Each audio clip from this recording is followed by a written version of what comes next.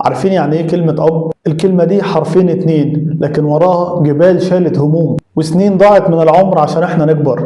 فاكر وانت صغير لما كنت تمسك صباع وانتوا ماشيين في الشارع وتحس ان انت ملكت الدنيا كلها؟ فاكر لما كنت بتخاف من الضلمه او من اي حاجه وتجري تستخبى وراها؟ كنت بتحس ان مفيش قوه في الدنيا تقدر تقرب لك طول ما هو موجود. الراجل ده الوحيد اللي في عز تعبه وشقاه بره البيت اول ما يدخل ويشوف ضحكتك ينسى هو شال ايه طول النهار. الاب هو البطل اللي ما بيطلعش في الافلام، بطل حقيقي ملهوش ماسك ولا ليه عباء. بطولته ان هو بيصحى كل يوم عشان خاطر لقمه عيشك، وانه بيقف في وش اي رياح هتيقع عشان خاطر انت تتضلل في حماه. احنا النهارده مش جايين نتكلم كلام انشائي، النهارده احنا جايين ندي للراجل ده حقه او حتى جزء بسيط من حقه. احنا جايين نتكلم عن السند اللي ما بيتميلش والحيطه اللي ساندين ظهرنا عليها واحنا مطمنين.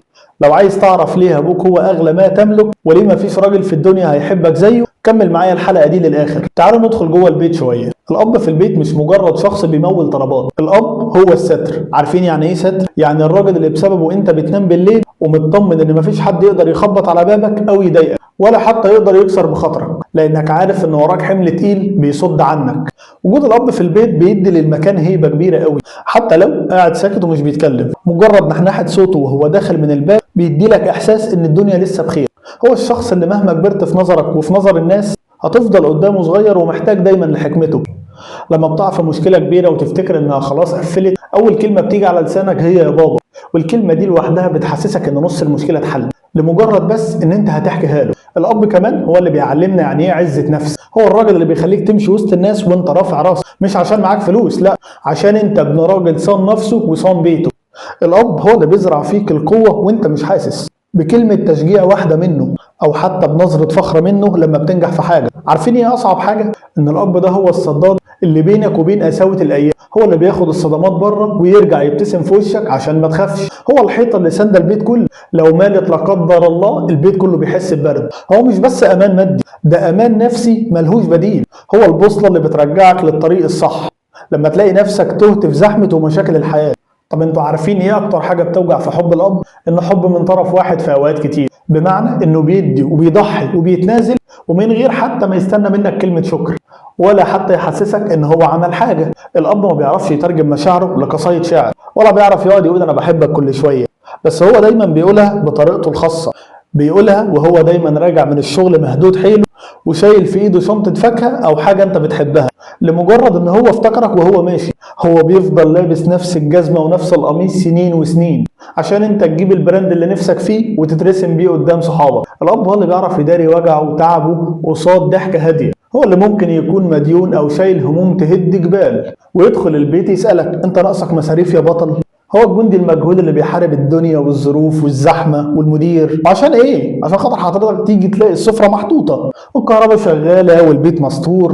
بصوا كده على ايد اهالينا، الكفوف الخشنه اللي شقيت من الشغل والعروق البارزه اللي بتحكي قصه شقه سنين. الخشونه دي هي اللي خلت حياتنا احنا ناعمه. التجاعيد اللي في وش ابوك دي هي مش مجرد تجاعيد كبر سن بس، ولكن دي خريطه لكل مشكله هو حلها بدالك، ولكل حمل شاله عن كتافك قبل ما انت ما تحس بيه. الاب هو الوحيد اللي بيفرح بنجاحك اكتر منك، هو الوحيد اللي فعلا نفسه يشوفك احسن منه هو شخصيا، ولو هو وصل للدور العاشر بيبني لك كتاف وسلالم عشان انت تطلع للدور ال20. بيصغر هو عشان خاطر انت تكبر، يضعف هو عشان خاطر انت تقوى، وفي الاخر كل اللي هو بيتمناه ان هو يشوفك راجل او يشوفك ست بيت ناجحه، وساعتها بس بيحس ان رسالته كملت وان هو مش خساره فيه كل اللي راح من عمره. عارفين احنا مشكلتنا ايه؟ اننا اتعودنا على وجود ابهاتنا في حياتنا لحد ما افتكرنا ان ده بقى حق مكتسب، او انه هيفضل موجود طول العمر بنفس القوه والصلابه. بنتعامل ببرود احيانا وبنرد بعد ساعات بزهق، بنبقى مشغولين في الموبايل وهو بيكلمنا وما نعرفش ان النفس اللي هو مطلعه ده هو اللي مخلي للبيت روح. انا عايز اقول لك كلمه تحطها حلقه في ودنك، ان احنا عايشين في حسك. الكلمه دي مش مجرد كلمه، دي حقيقه. يوم ما الاب بيكبر او بيتعب بنكتشف اننا كنا مسنودين على جبل واننا من غيره مكشوفين قوي قدام الدنيا. ابوك هو الوحيد اللي بيخاف عليك من الهوى الطاير، وبرضه هو الوحيد اللي انت مهما غلطت قلبه هيفضل فاتح لك باب الرجوع من غير حسابات ومن غير شروط.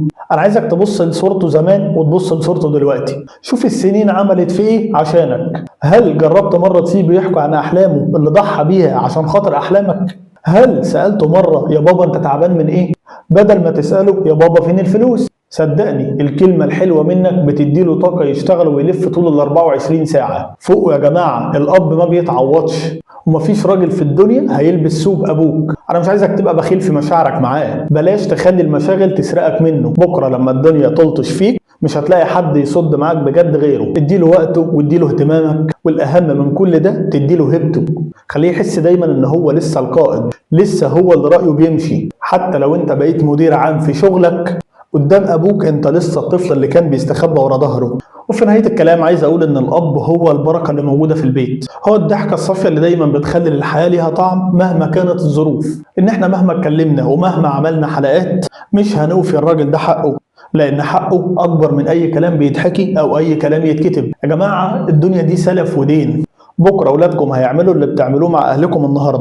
ازرعوا الحب والحنية في قلوب ابهاتكم النهاردة، تحصدوه بكرة في ولادكم.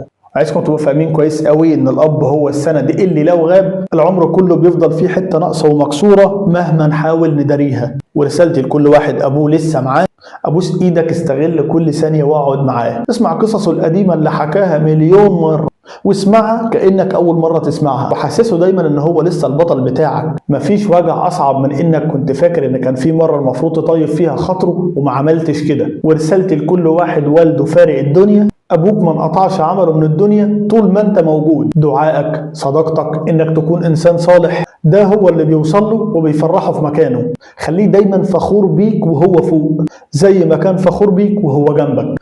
واخر حاجة عايز اقولها ان انا والدي متوفي، فبطلب من كل اللي يتفرج للفيديو لحد النقطة دي يدعي له بالرحمة والمغفرة. اللهم ارحم كل اب فارق دنيتنا، واجعل قبره روضة من رياض الجنة، وبارك في عمر كل اب لسه منور بيوتنا، واديه الصحة واجعلنا دايما برينا بهم. سلام عليكم.